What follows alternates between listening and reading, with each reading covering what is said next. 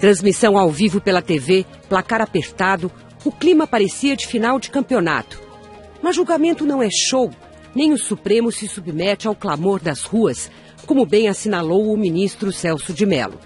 Foi ele o autor do voto magistral, na avaliação de vários juristas, que garantiu para o ex-ministro José Dirceu, o deputado João Paulo Cunha, o ex-tesoureiro do PT Delúbio Soares e mais 9 réus do mensalão o direito aos embargos infringentes. Celso de Mello percorreu 4 séculos de história jurídica para concluir que a obediência às leis é o fundamento do Estado de Direito e que todos os acusados têm direito ao devido processo legal. Em resumo, é preciso garantir os direitos dos réus. Mas será que esses direitos estavam ameaçados? Depois de 7 anos e 50 mil páginas de processo, os advogados mais caros do país, réus com poder até, teoricamente, de influir na nomeação de ministros do Supremo, podemos dizer que o direito de defesa estava em risco? Ou o nó da questão seria outro, mais óbvio? O fato de que ricos e poderosos não vão para a cadeia no Brasil. Entre outros motivos, porque a justiça sofre de lentidão crônica e oferece uma fonte inesgotável de recursos aos acusados. O que virá depois dos embargos infringentes? Novos recursos e revisões? Escaldados com a falta de eficácia da justiça, muitos já se perguntam se Delúbio Soares não tinha razão ao prever um final pífio para o escândalo. Abre aspas. Acabará virando piada de salão. Fecha aspas.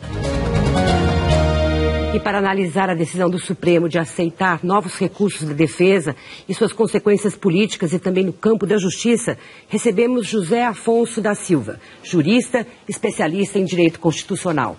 E Bolívar Lamounier, cientista político, sócio-diretor da Augurium Consultoria. Sejam muito bem-vindos. Professor José Antônio da Silva talvez seja o jurista mais citado no julgamento. Não há ministro que não cite a obra do professor José Afonso. Eu pergunto, essa decisão de permitir os embargos infringentes foi boa para o Brasil?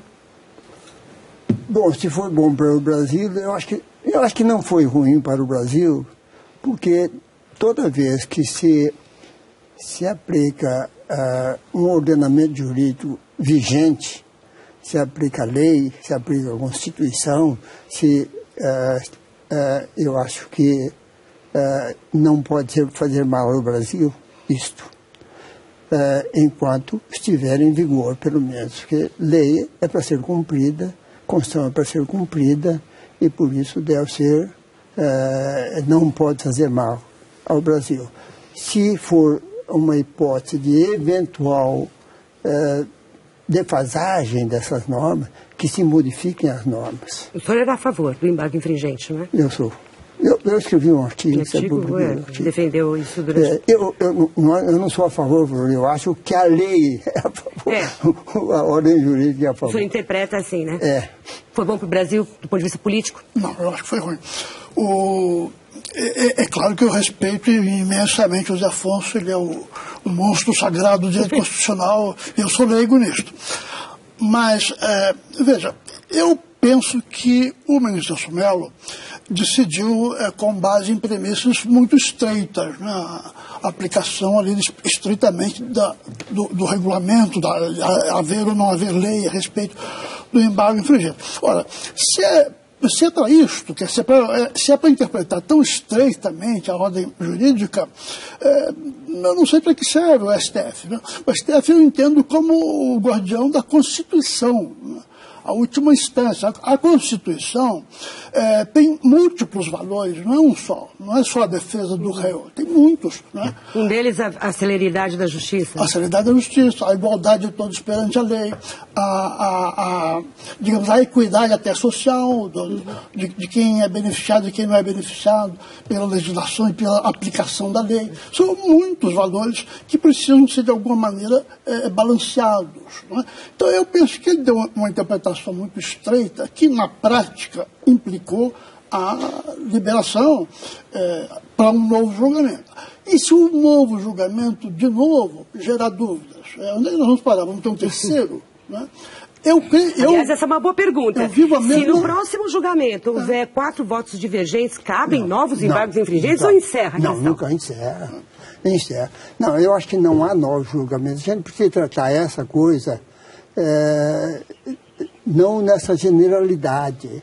Porque ao falar em novos julgamentos, parece que eles vão sofrer um julgamento. Não, vai haver uma possível julgamento daquele apenas de um crime. Porque, sim, o crime onde houve divergência por 4 votos. Então nós temos 8 desses réus em que houve divergência. 12. Não, 8 em que houve divergência no crime de quadrilha. 3 no lavagem de dinheiro. Lavagem de dinheiro, um lá no outro aspecto. Então só se vai verificar essa questão do crime de quadrilha, ou do outro. Não está também assegurado que esse julgamento desse limite vai ser realmente procedente. É verdade que temos 2 juízes novos que não participaram anteriormente. Que podem mudar bem o resultado. Que pode mudar. Mas isso não é líquido, pelo menos nesse momento. É uma possibilidade. Mas os embargos infringentes já provocaram, digamos, um tipo de desapontamento na população brasileira que esperava, ou pelo menos parte da sociedade que esperava uma consequência mais séria mais imediata desse julgamento. Uma absolvição poderia agravar isso ainda mais, ou simplesmente vai ficar nessa conta de tantos comentários que se viu hoje? O Brasil é assim mesmo, a gente não tem jeito mesmo, isso é assim que a justiça funciona. Quanto a isso, eu acho que nós não temos nenhuma dúvida. As instituições brasileiras estão numa fase de muito descrédito. Né? Todas elas, não há exceção. O cidadão comum, com toda razão, olha para o governo, para o Congresso, para a Justiça, com muita desconfiança e com muito desânimo. Né? Então, eu penso que... E depois, veja, eu volto ao ponto anterior que eu mencionei. O Supremo Tribunal Federal, gostando ou não, de certa forma um órgão político. Né? Na hora em que ele traz a discussão para um campo excessivamente técnico, estreito, ele desorienta ainda mais o cidadão, porque o cidadão aí não acompanha mais, o cidadão médio em nenhum país do mundo, estou falando do Brasil não, em nenhum país do mundo, o cidadão comum que trabalha, que está na rua, que ouve o rádio, vai acompanhar uma discussão técnica de direito, isso não existe. Só que eu acho que... Não, só concluir a gente passa. Então, eu não estou com isso querendo, eu não estou defendendo a tese de ouvir o clamor das ruas, não me entenda mal. Eu sou, como o Zé Afonso disse no início, aplicar a lei é bom para o país. Agora, o que eu questiono é como o STF vê o seu próprio papel. Entende? Porque ele tem algo de uma Corte Constitucional Europeia. Sabe? Ele não é um órgão estrito de aplicação da lei ali no livrinho, como está escrito.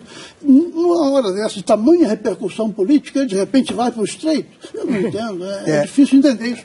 Tem 2 divergências, porque a primeira é essa, ele não tem as características de uma Corte Constitucional como as europeias. Ao contrário, ele é um órgão basicamente semelhante à Corte dos Estados Unidos, apenas com algumas possibilidades de ações diretas de inconstitucionalidade. É muito mais próximo à Corte dos Estados Unidos do que às Cortes Europeias. Agora, eu acho, a outra divergência é essa, eu acho que neste caso, como é que você vai fazer um julgamento político ou uma interpretação política se existe uma norma expressa neste sentido? Cabe o recurso, nessa situação cabe o embargo de infringentes.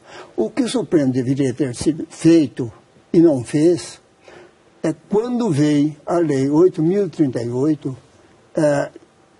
regulando as ações de competência originária, ele deveria ter dado uma solução aos embargos que estão previstos no regimento. Porque a lei faz uma referência realmente E o Celso mencionou isso. A lei manda aplicar o regimento nesse particular. Mas, olha, durante todo o julgamento se imaginava que a gente estava, digamos, numa espécie de umbral, num portal. Sim. Vamos indo para uma outra fase em que, finalmente, um tribunal como o STF iria punir a improbidade ou a má administração. E da tradição do Supremo não condenar na ação penal. Hoje nós temos até o mensalão 5 condenações apenas. Sim. Não é? E uma primeira prisão agora que é do deputado Donadon. Então, digamos, há também teóricos do direito que dizem um órgão como o Supremo, ele consegue fazer por dentro, digamos, uma revolução? É papel dele ou não? É verdade. Há uma decepção geral, isso é evidente. É evidente, até porque vai prolongar um processo que deveria terminar agora. Isso é verdade. Agora, eu já vi também... Veja bem, eu vi hoje a Folha. O editorial da Folha está muito mais sóbrio hoje. Alguns articulistas já mostraram que realmente não é bem assim, estava correto. O Jânio Freitas, por exemplo, deu um artigo muito sereno a respeito disso e da posição do Celso de Mello. Então, eu acho que... há uma decepção, porque todos estavam esperando um fim agora e a prisão consequente. Mas ao mesmo tempo, quer dizer... Pode ser preso, eu acho que devem ser presos imediatamente, os 13 que não têm recurso, e até se propõe que se prendam todos, porque naqueles crimes que não comportam recurso de embargo, já transitou em julgado, então já pode ser preso. Parece que até isso já estão levantando uma dúvida, se é possível desmembrar o transitado em julgado ou não. Talvez haja outros recursos. Isso é pacífico? Isso é pacífico? Não, naquele que não cabe recurso, já transitou em julgado. Agora, interessante também, Bolívar, que a gente teve todas as manifestações no mês de junho, a população foi à rua, e entre as várias coisas, uma delas era velocidade na justiça, era punição para os acusados do mensalão, e agora as ruas foram esvaziadas, as pessoas estão recolhidas e não houve nenhum tipo de movimento. Até que ponto a gente tende a ir para uma apatia, até que ponto, digamos, essa desistência das manifestações pode ter também esfriado os ânimos no STF? Como é que você avalia isso?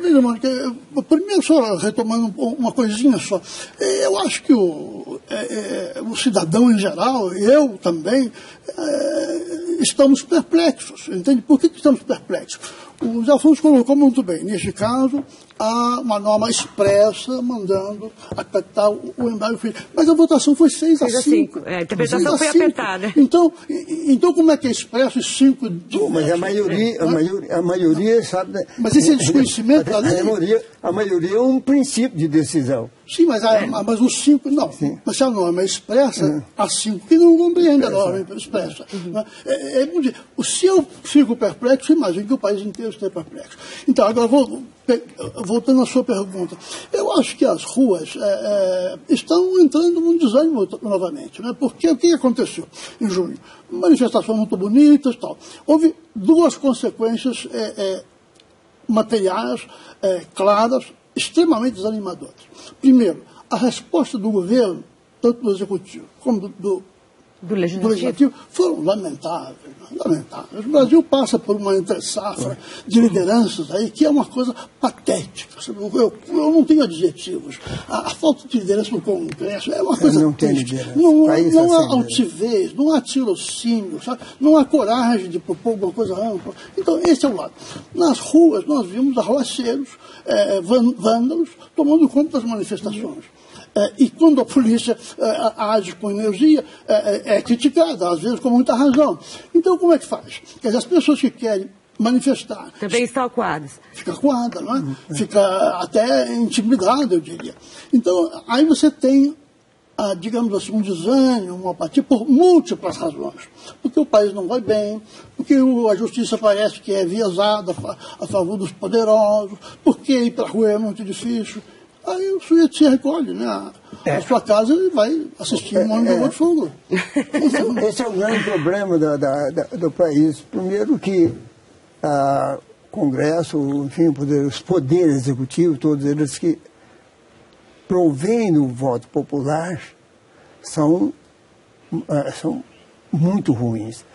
Essa é uma consequência, mais ainda o rescaldo da ditadura militar, que liquidou com todas as lideranças, e não surgiram ainda lideranças que possam... Desmotivou as carreiras. Não, temos grandes lideranças.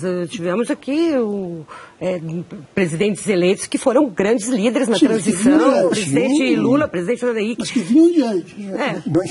Da nova geração. Interrompeu-se o processo de formação de liderança. Mas será que não foi a própria falha da democracia e do nosso sistema que desestimulou novas gerações a vir para a política? Já como efeito da democracia? Não. Do nosso sistema, da maneira como o nosso sistema foi organizado? Aí o círculo vicioso. Eu acho que o sistema militar desfavoreceu, desmotivou, a democracia não podia corrigir isso e de repente... Precisa verificar que o Congresso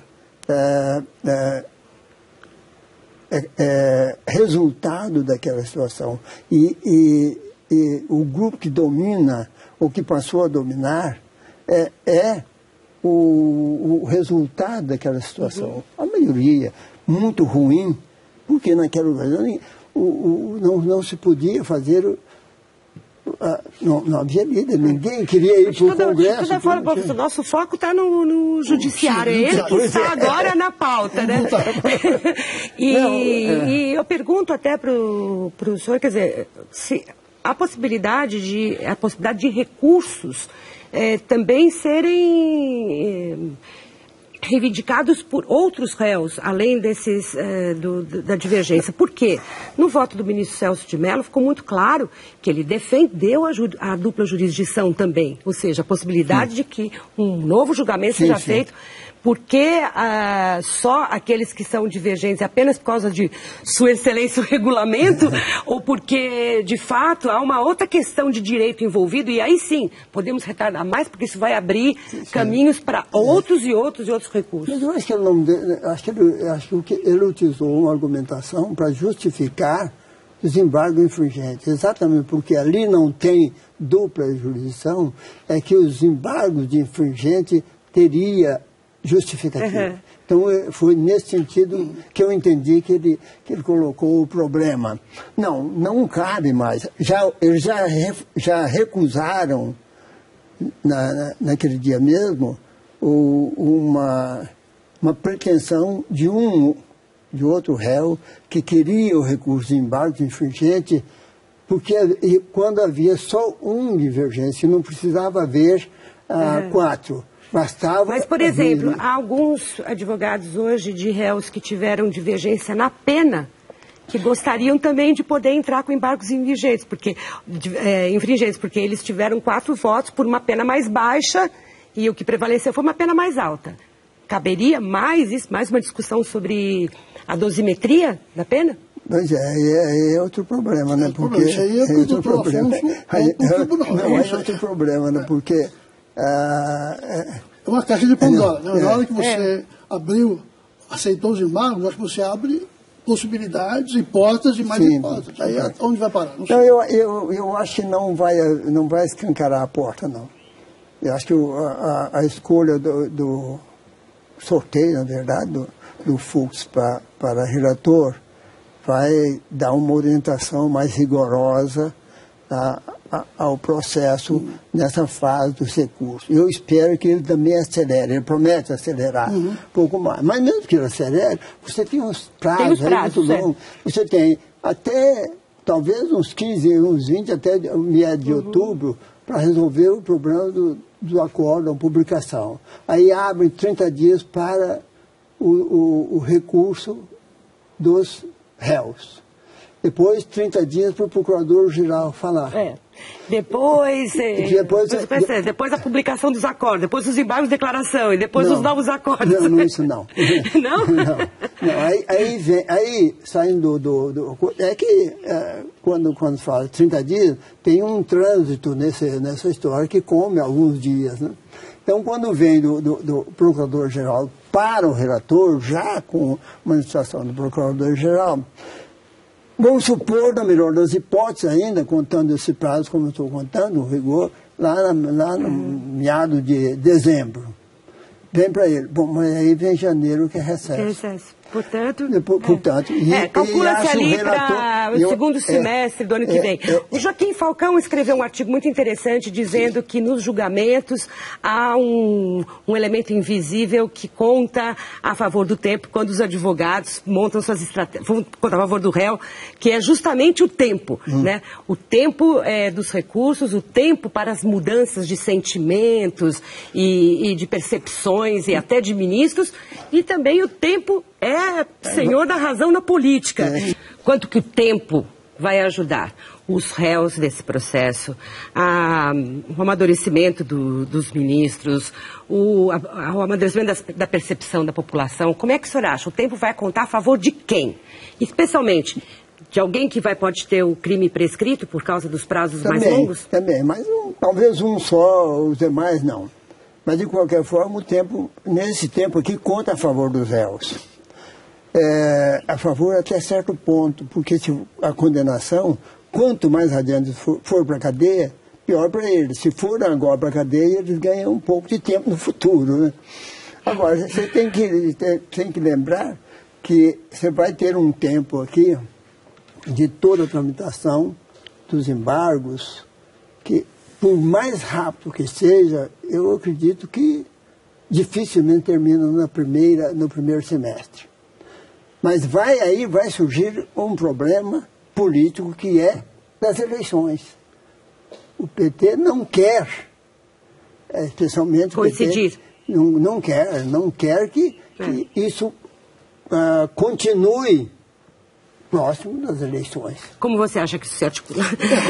O tempo das eleições, o tempo do eleitorado, né, para absorver todas essas novidades? O nosso caríssimo José Afonso, de certa maneira, já antecipou o que eu estava aqui pensando, né? Ano eleitoral vai ser um ano aquecido desde o início, porque a campanha, de certa maneira, foi antecipada, né? Porque a eleição se tornou mais competitiva no momento em que a popularidade da presidente diminuiu. Então, tudo sugere um ano intenso do ponto de vista eleitoral.